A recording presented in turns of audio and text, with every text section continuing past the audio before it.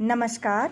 आज मैं सुभद्रा कुमारी चौहान जी द्वारा रचित कहानी दो सखियां का तीसरा तथा अंतिम भाग लेकर आई हूँ। पिछले भाग में हम लोग यहाँ तक सुन चुके थे कि दरवाजों को फटाफट खोलती हुई पहुँची मुन्नी। मित्रों, आगे की कहानी प्रस्तुत करने से पहले आप लोगों से मेरा एक अनुरोध है कि अगर आप लोग मेरे चैनल को सब्सक्राइब नहीं किए हैं तो ज़रूर सब्सक्राइब कीजिए ताकि मैं पूरी कहानी आप लोगों तक पहुंचा सकूं। प्रस्तुत है आगे की कहानी। एक हाथ से वह रामी को घसीटती हुई ला रही थी।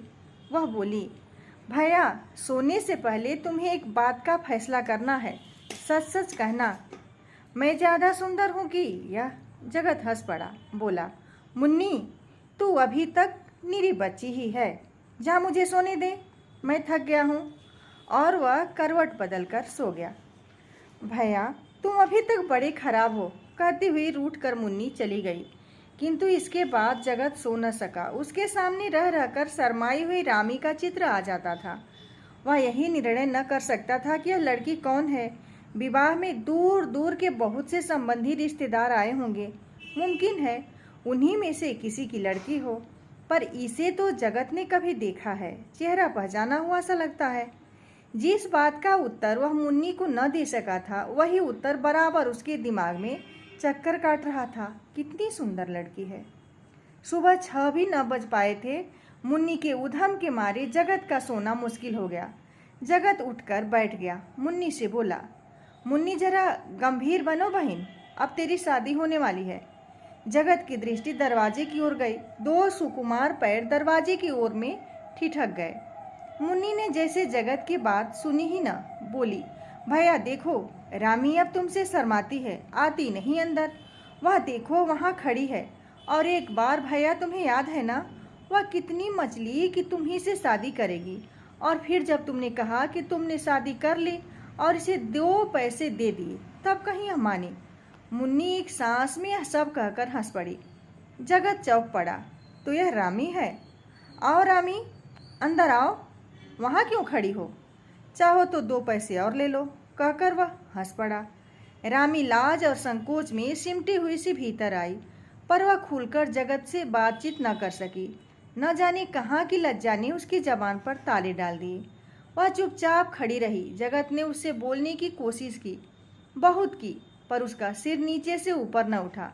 जगत ने कहा, लो तुम मत बोलो, मैं तो जाता हूँ। मुन्नी की समझ में न आया कि आखिर जगत भैया से रामी इतना क्यों शर्माती है।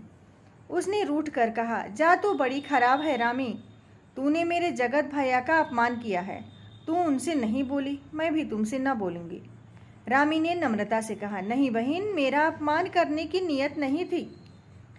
तुमने छुटपन की ऐसी बात कह दी जिससे शर्म के मारे मैं मरी जा रही थी। फिर कैसे बोलती? और दोनों सखियों में उसी समय मेल भी हो गया। उसी दिन लड़कियों का रिजल्ट निकला। दोनों पास थी। मुन्नी 2nd डिवीजन में और रामी 1st में। मुन्नी ने इससे कुछ बुरा न माना। वह रामी के पास आकर उसे लिपट कर बोली, देख रामी, तू सभी बातों में मुझसे बढ़ती है। मैं 2nd में पास हुई, तो 1st में। यह ठीक नहीं। तुझे मेरे साथ साथ चलना चाहिए। रामी ने कहा, सभी बातों में नहीं बढ़ रही हूँ। विवाह तुम्हारा ही पहले हो रहा है। कौन जाने तो इसमें भी मुझसे आगे न बढ़ जाए। कहते हुए मुन्नी भाग गई। रामी जगत के कमरे से फूलदान लेकर बाहर आ रही थी कि इतने में ही वह पहुंच गया।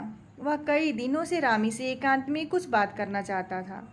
उसने रामी का हाथ पकड़कर अंदर खींच लिया। बोला, रामी ठहरो, मुझे तुमसे कुछ बातें करनी हैं। रामी घबरा गई। इधर उधर देखती हुई बोली, आप मेरा हाथ छोड़ दीजिए, कोई देख लेगा। जगत बोला, पर तुम ठहरोगी, जाओगी तो नहीं?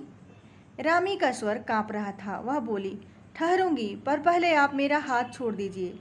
रामी का हाथ छोड़ जगत दरवाजे के पास रास्ता रोककर खड़ा हो गया और बोला, रामी, मेरे पास भूमिका बांधने का समय नहीं है।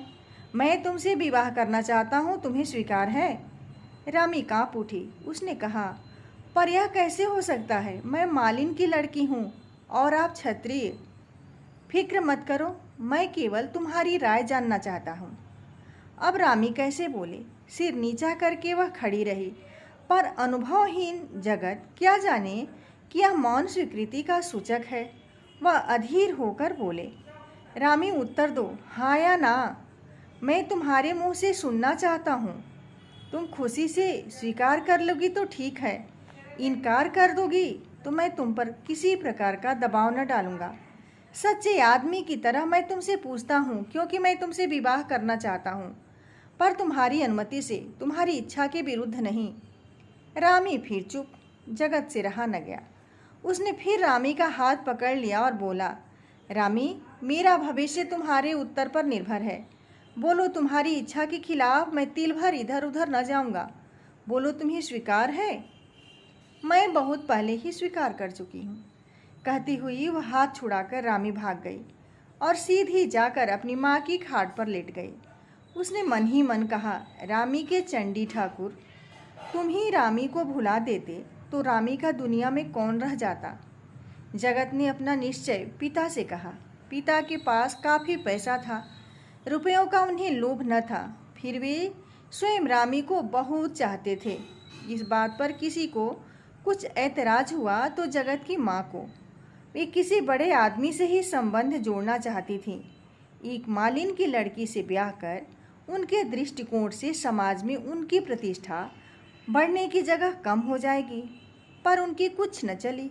एक ही मंडप में रामी का विवाह जगत से और मुन्नी का विवाह शांति स्वरूप से हो गया। मित्रों, अगर आप लोगों को यह कहानी पसंद आई है तो आप लाइक कमेंट ज़रूर कीजिएगा। धन्यवाद।